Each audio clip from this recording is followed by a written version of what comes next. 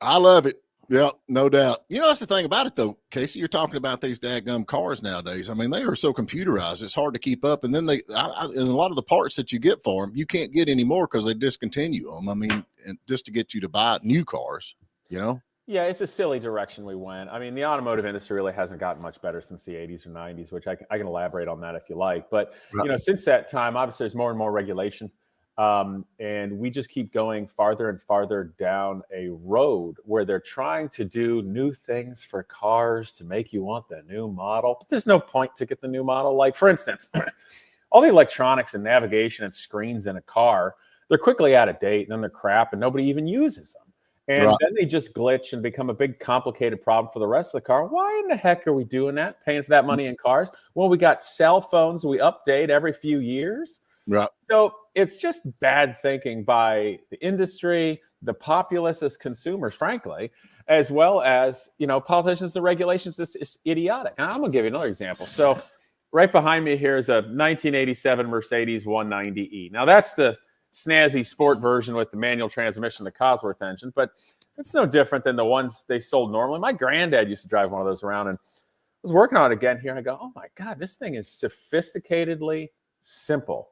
This thing can last generations, and it's a good size, smart, efficient, effective car. And we don't make things like that today at all. And if we did, not only could we afford them, I think we'd all be better off, and our nation would be too. I'm with you on that. Only thing I really missed from back in the 90s is I miss the cars that talk to you. Your door is ajar. Good bings and bongs. No, they don't talk to you anymore. Now they just they listen to you and figure out how to put a hit on you on your insurance company and stuff. Yeah. Rat on you to the police. Yeah, I like of course, the Chrysler New Yorkers were from New York, and they'd be like, "Shut your dang door, you idiot!" You know what I'm saying? I like that. Yeah, I like that. There's a meme about a toddler. Right. My mom's saying, that's a little like meme video. It's like, now, are you going to be part of the problem today or part of the solution? The toddler's like, I'm going to be the whole problem. So if they're not going to make us better cars, let's be the whole problem. There you go. We're going to get to break. We got Casey Putsch on. He has got a car, and I've got it. Can I put the picture up during the break? Yeah, go for it. Picture where y'all can see the car he built. This thing gets over 100 miles to gallon. Outrun a Viper from 0 to 60. Yeah, match the Tesla. Yeah, there you go. So this is pretty interesting. He was recently on Tucker Carlson. We got him back on today, so we're going to take a quick break, and we'll be right back. All righty, folks, we're back with you. Everybody's doing good out there. Rebel Boy said he remembers listening to that in his mom's Nissan Maxima. Man, Maxima was the world's worst for your door is ajar. Please roll your window up. We need all that. We need it back. We need it back. We don't need that. We don't need to bing. You already know your darn door's open. Close it if it's windy. I want to pay for that. All the gadgets you pay for, like electric mirrors. How many times do you set your mirrors? I mean, you set your mirrors and they're done. Yeah, give me a manual one that's not going to break. Come on. There you go. Hey, we got Casey Putsch. The folks that's listening that don't know what you've done, give them the spiel. And Casey the Car Guy on YouTube, right? Yeah. Well, I got sick of politicians for lying, so I decided to build a car that would prove them all wrong. And I built a diesel-powered car that would be more cyclable and efficient. But mass-produced would cost $20,000 or less. But long story short, the first time out with stop signs, driving to the countryside normal, got 104.72 miles a gallon. Did 0 to 60 in 4.61 seconds, exactly matching a C7 Grand Sport Corvette and a Tesla Model 3. Beat my 93 Dodge Viper. Then when I did some of the math with EPA's numbers, per mile, that car on diesel alone has a lower carbon footprint than an EV driven the same distance when you consider an EV charged at home with the national average of power generation. So it's also cheaper to run. We got the infrastructure. So yeah, I kind of just completely upended the globalist leftist EV narrative in its entirety and showed up the automotive industry because they've gone so far down the wrong path. They don't even know what up is anymore. Well, yeah. I got a picture of it up if people can see what it looks. It's a good looking car. So is the Ferrari. He's in the background. Well, you know, I like good looking things. I settled on one woman. You can have a lot of cars. You know, the cars sit there, they don't say anything. Yeah. So tell us now, you know Tucker Carlson, man. Pat Malone hates Tucker Carlson. I mean, he does. Oh, geez, Steven, stop it. I think you're a fan. Every time I come out and say, well, I read this on Tucker. Oh, yeah, it comes from Tucker Carlson. Oh, yeah, okay. All right. No, that's fine. All right. Well, I don't know what to tell you on that. No, Tucker was great. I'm glad he's doing exactly what he's doing. He has an important and powerful voice. I like that he will go against the grain with something he believes in, a person that maybe wouldn't otherwise have a voice or needs to. So he's frankly doing everybody a big service in that regard. And just beyond that, he's the kind of guy I'd go fishing with. So, huge honor, obviously. And frankly, I enjoyed my time doing it. So I got the impression from watching it that you guys had really good chemistry going on.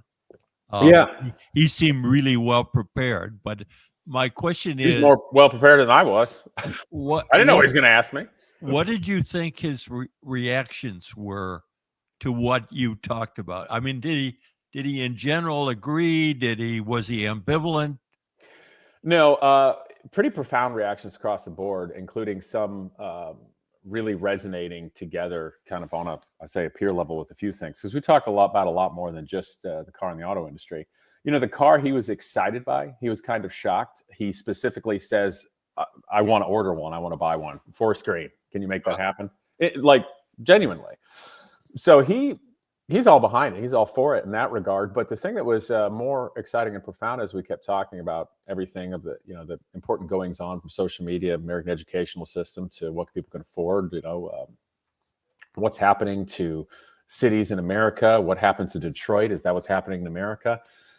There were numbers of ways where he, reacted with his classic laugh, but some things that were pretty profound. And honestly, I think he might have been a little shocked that I'd given quite a lot of thought to some important topics at the time. So obviously, come for the car and the interest there, but I think you're going to stay for a really powerful conversation across the board. And it's fun.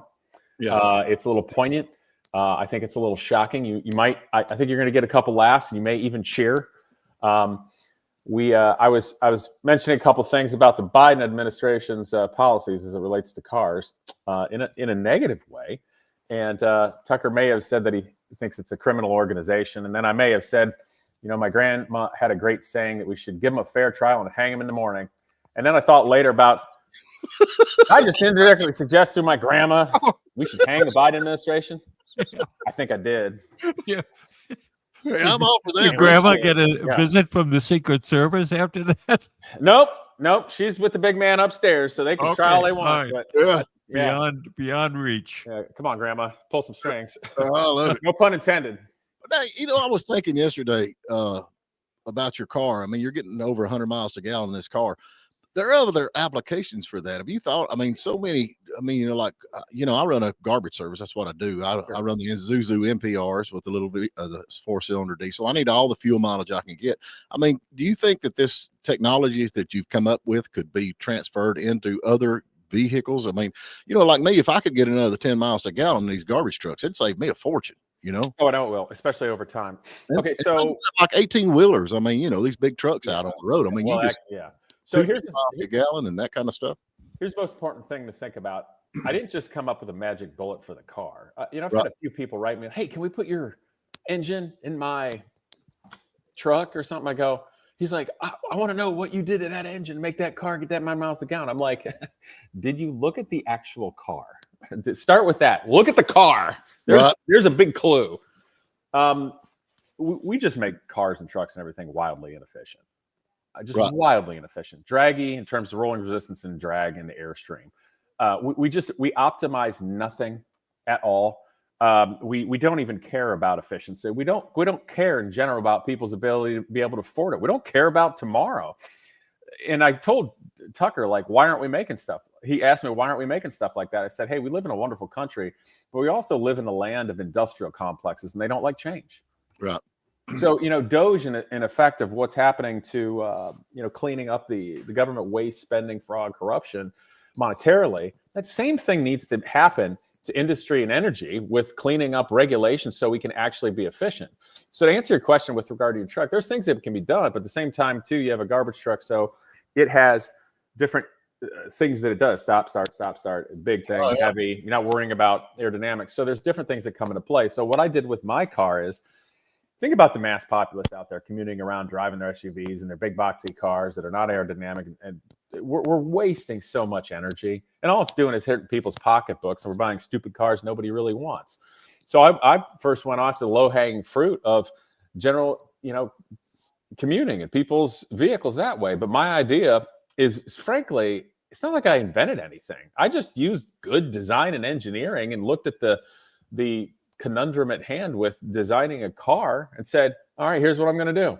Yeah, right. It's better because I thought about it and made something that actually works for people. So what I want to do is a material science company using modern materials, everything from, polymers and metals and various construction techniques and even composites, things that come from the earth or even biological based that are going to be better for the future that people can afford. Because we all like the environment. We like to go fishing. We like to be hunting. We're conservationists, I think. I think we can all say that. So there's nothing wrong with not having a toxic car. Doesn't mean we're going to dye our hair rainbow colors and go block traffic. Right. But what I'm saying is you can make things affordable, and it's not just cars, it's making the whole industry better. It's even making interesting home goods, furniture, things like that. So this is where I'm going. And to be honest, about a week ago, I didn't necessarily see a path that didn't involve an idealistic rogue billionaire, but I think I see a path right now to get there from nothing. Right.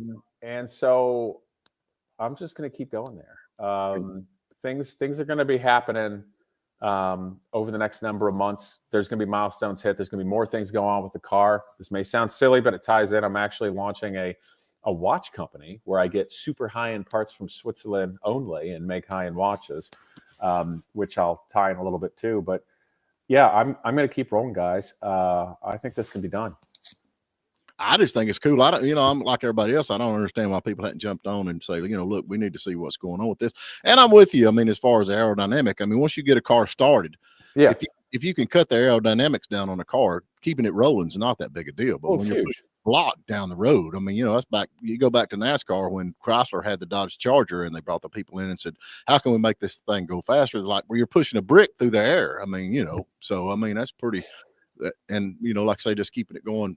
Moving is not that big a deal once you get started. But there's other things to that. And you had mentioned, like, why don't we do this before? Well, who's going to do it?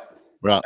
These big juggernaut auto industries with some stupid C-suite exec or something. They just want to have their 3% return so they can get their stupid bonus and their stock options and go retire and piss off. They have no creativity. Right. They're not building anything with their own two hands. You think a politician changes their own oil, let alone know how to build a car, fix the auto steering? Absolutely not. The reason it's not going to change is, I'll be honest, we got a bunch of gutless idiots in charge that can't create anything. And I got one other thing to mention. So I was at a meeting the other day. I don't think my buddy's going to get too mad at me if he hears this. Maybe he won't. A lot of private equity guys that want to come together for a merger, right? And they're doing a presentation. And there's this one old guy, old industrialist. He's built companies and steel and made products. And when he's a kid, he built engines. He actually made the dies, went to a foundry, made one-cylinder engines when this guy was young, long time ago, right? And so all these private equity guys are sitting around. They got their beards because that's fashionable right now, and they're all smart. They all got a good idea. Great. The old guy pipes up. He's this little old man, gray-haired, and he starts telling a story. He's like, "There's only two kinds of companies: ones that make a product and ones that don't." And I'm shortening this a lot, and I'm thinking, is he going to make a point? Because I'm more of a fly on the wall at this meeting. I'm not invested at making this like merger thing happen. I can just kind of read the room, and they're all like thinking, "Shut up." And eventually he kind of makes a point. And then he goes on and talks again. And I go, the old guy's right. And I looked around. I'm like, there isn't a single person in this room other than me and the old guy who can actually make anything. It is a room full of money guys and number guys that want to buy things, repackage it, get other people to work for them, and then sell it and make money. Now, I bring that story up and I'm a little animated because that's what the world we live in today. It's just a bunch of people who don't make anything. So I'm a little feisty. I'm going to shoot my mouth off, but I know how to make something. I'm going to keep going. And if people don't like it, well, get ready. I'm not going to stop. Oh, and I shoot back too. So, come and get me. Yeah. But you're right. You're totally right. And that's, that's like, you got this. Rant? I didn't take that rant too hard for your show. You're good, man. You're good. Okay. Yeah. You're good. But here's the thing, I work on cars. I'm like you. I work on cars. I build things not too good. They normally break down on the way home and that kind of stuff. But when you're working on a car and you're trying to change a part on a car and you think, who engineered this? Who put the starter underneath? Some idiot that never got out of a cubicle, graduated college, and never turned a screwdriver. Led by some idiot did the same thing. That's who designed it. Not a mechanic, not a guy who cares about the future. I mean, the starter on a North Star engine's under intake, you know? Don't get me started. Oh, I know about that. Yeah, no, I know. And that's the people designing the cars. Yeah. They're just mad because there's nerdy engineers in a cubicle never kissed a girl. Yeah. We have got to get to another break, folks. I got to go back to this one thing. Rebel Boy is in deep trouble right here. Rebel Boy, he said, do you know what kind of car trans people drive? Trans Am. You have just made everybody that's a Smokey and the Bandit fan mad. I'm telling you, you can't make fun of the trans. Hold on. Well, I'll take it over to the IROC Camaro. I don't know if I can say this. I'll fix it. So, they say IROC stands for International Race of Champions. Stands for Italian opposite of advanced guy out cruising. Gosh, I want to say that, but I don't know if I can say that on your show. It's not 4 letters. It's a Saturday night Italian, not smart guy out cruising. Damn, I want to say it, man. It kills the punchline. Trans Am. Yeah, we always said idiot riding on credit. You gotta wonder about that chicken. Why is that chicken spitting fire now? Yeah. You know what I mean? Oh, yeah, I got you. Now you with me. I don't know what's going on. Just finger up there. All right. Chicken wants to be a dragon. We got to get to a break, folks. We have got to get to quit the break. We have got Casey Putsch on. Go to Casey the Car Guy. Also, if you look up Tucker Carlson, you see the interview he had on that, which was absolutely outstanding. And he owns a car that gets over 100 miles to gallon. We'd all love to have one, and it is a very good looking car. It's not just some kind of a piece of junk. You can see the picture there of that, and man, that is cool. I'd like to be. I can get in it. I don't know if I can get out of it or not. But anyway, we're going to jump to break. We'll be right back. All righty, folks, we're back with you, and we're going to shift gears just a little bit. I reckon we got the U.S.-China trade war going on. I don't know if you're keeping up with that, Casey, but I reckon China has said they're going to ban U.S. films in China now as retaliation for us putting the tariffs on. And I don't know. You think they've seen Snow White, or what do you think? I mean, we're going to ban the good ones from the past or the garbage ones today? It's probably doing themselves a favor. They need to realize we're not a big Hollywood fan out here. Us, no, we don't like Hollywood. No, screw them. Yeah, so that's what they're terrible movies, and yeah, they're gonna threaten us with that. Oh Lord, they're not gonna let us send movies. I made this. Is probably it's not that. I don't think this will get me in trouble or you in trouble. But I always you make this joke. It's like, dear countries that hate us, just remember we keep all of our gold and most precious things in Southern California. Please don't ever let anything bad happen to Southern California. Yeah, we'll be crushed. Oh man, that is so funny. When he said they're going to ban movies, I thought, are you kidding me? I mean, that's like, okay, if you don't straighten up, you're going to have to eat another chocolate chip cookie. You know what I'm saying? Yeah, I do know what you're saying. Yeah, thank you, sir. Can I have another? Right? Well, I think I'm like, I'd just like to see a good movie again. Just something that's interesting and intellectually stimulating, emotionally satisfying. And there aren't any, so I'm just gonna work in my garage on my car and watch like old car racing broadcasts from ESPN in the 80s like an old man. I do that, man. I'm with you. I bet I've watched Gone in 60 Seconds 100 times. Not the one with Nicolas Cage either. Yeah, the old one. The old one. Yeah, the old one. Yeah, and Smoking the Bandit and all that. Yeah, I'm stuck on that. I can't help it. That's where I go. Casey, do you have folks that give you brutal honesty feedback? Yeah, the internet. It's mean. You ever been on it? No, I meant like people that you respect their opinion. I'm sorry. There's too many jokes. I'll take it more seriously.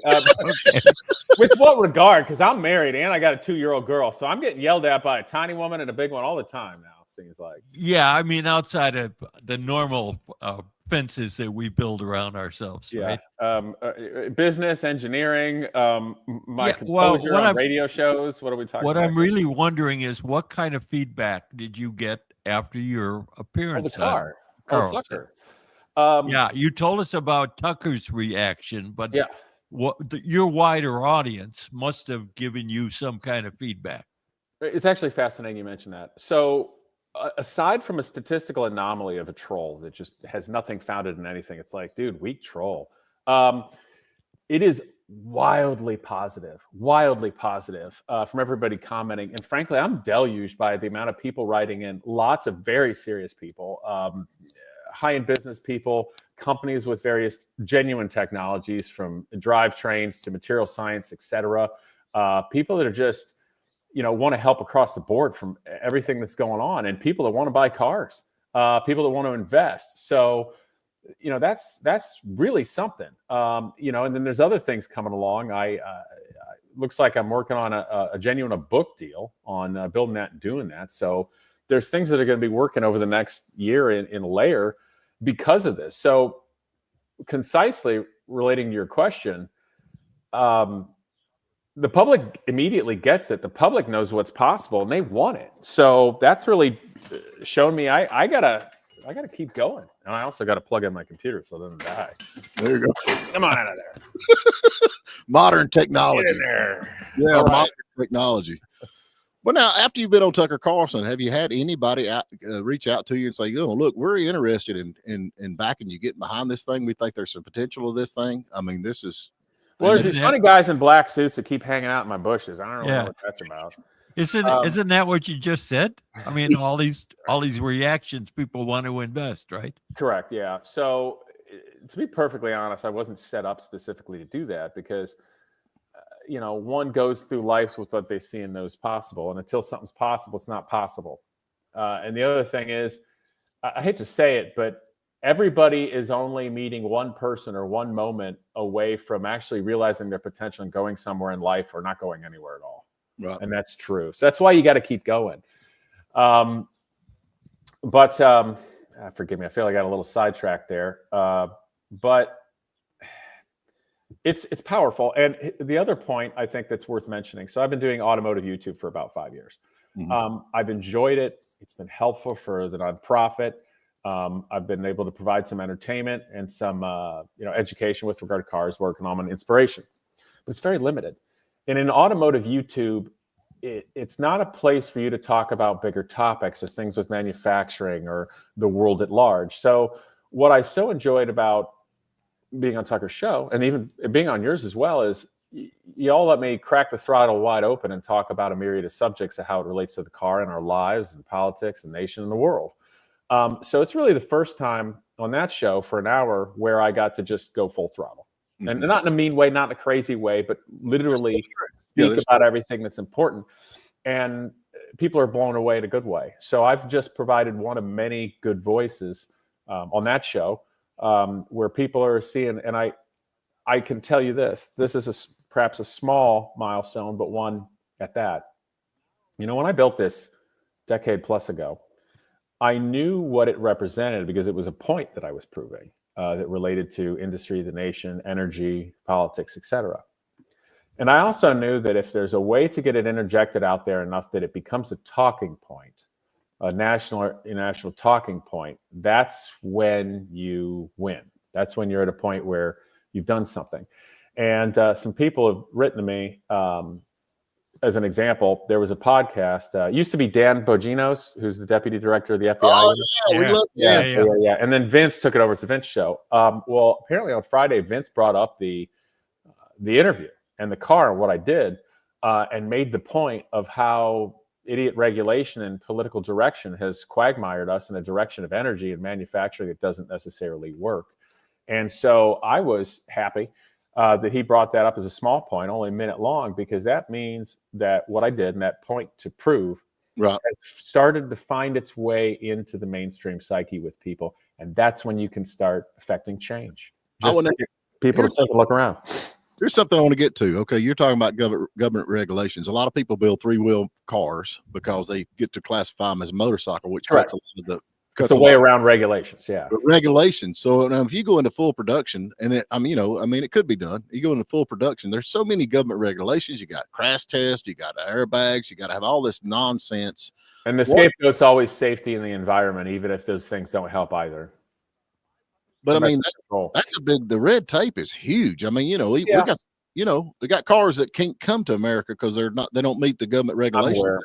Absolutely. Well, we should be darn thankful we got Trump in office, frankly, for the helping of deregulation and the ability to start setting up an environment that allows us to build things here and actually prosper by building stuff. That's going to help all the communities. That's going to help everybody out there that wants a job. Because I said on Tucker's show, nothing's changed in 50 years.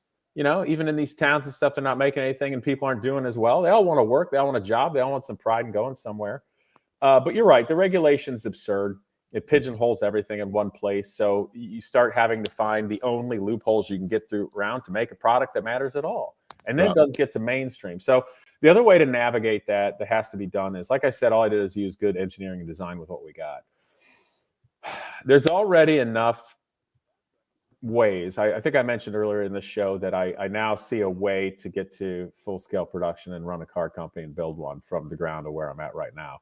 Even with the absurdity, and I do mean absurdity of regulation that exists, there's a way to do that where you start smaller, where you can have more freedoms to build and create and have a movement and show. And then there's a way to integrate all of the intelligent and brilliant design into mainstay automotive manufacturing that already goes through all the regulations, or at least the vast number of regulations. So we got to get rid of a lot. Frankly, I made an X post the other day and added President Trump. I'm like, we need something to effectively doge, using that as a verb, the auto industry and energy to make it more efficient and deregulate in a way that makes sense for everybody. And I volunteer. Right. Hey, so for that, you gotta know where you have the impact, Well, that's just like, you get what, the 5-mile-an-hour bumper or 10-mile-an-hour bumper, they come out in 73. I mean, honestly. Insurance, I think the insurance, that's where you want to bump into somebody and hopefully it'll hurt less. Is that the deal? Or doesn't deform the bumper? Give me a break. It does. It's still going to hurt. Yeah. Hey, here's something. Look both ways before you cross the street, and you don't get hit by a car because it's going to hurt. It's going to hurt in 1972. It's going to hurt in 2022. Come on. I'm telling you, I think honestly, all these warning labels we have on stuff, I think they need to take the warning labels off. Warning: do not drink turn signal fluid. Dirt. Do not blow dry your hair in the shower. Take that off, and that'll get rid of the idiots, and then we can get rid of all the regulations. What do you think? I like it. Yeah, I like it too. A batch of one-wheeled supercharged motorcycles for everybody, please. Yeah, indeed. So, what's the biggest government obstacle do you think you're facing going into production on this thing? Have you really thought about it? I mean, it would be the airbag, not airbags, but the crash test and all that nonsense. To produce idiocy, just human idiocy and greed, bureaucracy of about 1,000 layers deep of morons.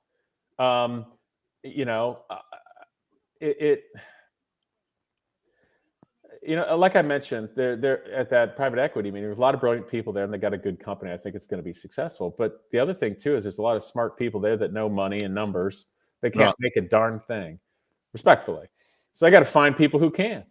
No bureaucrat or politician creates anything. They're not making the world better. No offense. Like, initially you guys were. You got to have people kind of do things, but they're not. Mm-hmm. They're just destroying and stymieing tomorrow. Keeping everybody depressed in line with what we got is the next best thing. I'll tell you another little tidbit for young people out there. Don't be depressed about stuff. That's okay. You can fall through the cracks. You don't need a new car. Buy an old one. I bought a Rolls Royce for $8,000 and fixed it up because right now my desk is my toolbox. Get a toolbox, invest in good tools, know how to use it, fix up your car, fix up your old house, your motorcycle, everything. Be fiscally responsible, and you will already effectively live like a wealthy person, just being able to fix stuff and not spend money stupidly. So there's a ways to live nice and enjoy life, even if we are in general stymied by idiot politicians and bureaucracy. And in the meantime, you got to push that back. We're all empathetic. We all want to be kind to people. So go be kind to people. Be around the people you want. Help your community, help your family, help out people that need a leg up if you see fit. But it doesn't mean you have to vote for nut jobs that take us all bankrupt because of feelings. You need people that can run, that can do the hard things, that can be the bad guy, to get rid of regulation, to set things up so stuff are fair, and we can actually manufacture and move things together for the future. So I'm positive about Trump's administration being aware that's going. I'd love to help in any way I can. And I at least see a way I can manufacture and do something. And thankfully, just by doing shows like this and Tucker, we've been able to get the word of what's possible again out there in the mainstream, so people know it, and then we can get back to go in that direction. That's one of the things, man. A lot of these politicians are, you can help people that'll help themselves, but if they won't help themselves, I don't care what you give them, how much you give them, they won't do no better than what they're doing. Yep. Yeah, you're right. I mean, that's kind of like stoicism, and I've thought a lot about that because I've mentored college students for the last decade plus, better part of 100 students, and I'm going to tell you the truth. This is going to be hard to hear for some people. There are some people that are not worth helping. You're right. They won't help themselves. And the other thing is, who is it that said, teach a man to fish? You don't just give him a fish. Where teach did a that man come to from? fish? I don't know. Somewhere funny. Which is funny because I saw a liberal kook. I'm just going to call it that if I can, going off nuts about, oh, Jesus would give you a bunch of free stuff. And I'm like, I just wrote teach a man to fish and left it at that. Yeah, I think somewhere in it said if he won't work, let him starve or something like that. Yeah, somewhere. Pat, we're talking about the Bible, son. I know where you are. I got it. Just so you know, we got Packy say we got a break. We're gonna give something away. Packy, tell us we're gonna give something away. What day is today? Daniel DeWello, a free lawsuit. We're giving away a free lawsuit. Wait, what? Yeah, free lawsuit. How about a pizza from Papa's? Papa's to go, Murphy, Blairsville, and Hiawassee, 706-379-9770. Yep, that's the number to call. Pat, you got us a question? I got a question. What is the name of Donald Trump's best-selling memoir? Oh, what is the name of Donald Trump's best-selling memoir? That ought to be pretty easy. There's a lot of them out there. So yeah, I thought, we were yesterday, we were hard with the oysters, so I thought we'll make it easy today. All right, we're going to jump to break. Casey, stay right there. We'll be back and finish this thing up. We appreciate everybody watching. We want to thank you. All righty, we're back with you. Who we got on the phone there, Packy? Hey, we've got John Reinhardt. John, can you hear us? Yes, I'm here. All right, man. How are you today? I'm doing great. How about y'all? I hope we're going to get to eat some pizza with you here later on. Hey, you're invited. There you go. What do you got? All right. I think it's The Art of the Deal.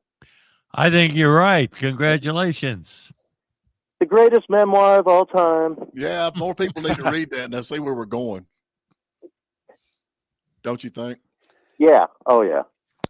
Casey's got something to say. I can see him. No, I didn't. I had a. We're making funny faces over here. Don't mind me. No, it's The Art of the Deal. The Art of the Deal. You're not making fun of my impersonation of Donald Trump, are you? Oh, is that impersonating of Donald Trump? Do that again. The Art of the Deal, the greatest memoir of all time. Oh, you did good, man. You did good. All right, man. We appreciate you calling in. All right. Thank you, fellas. Have a good day. Thanks, mate.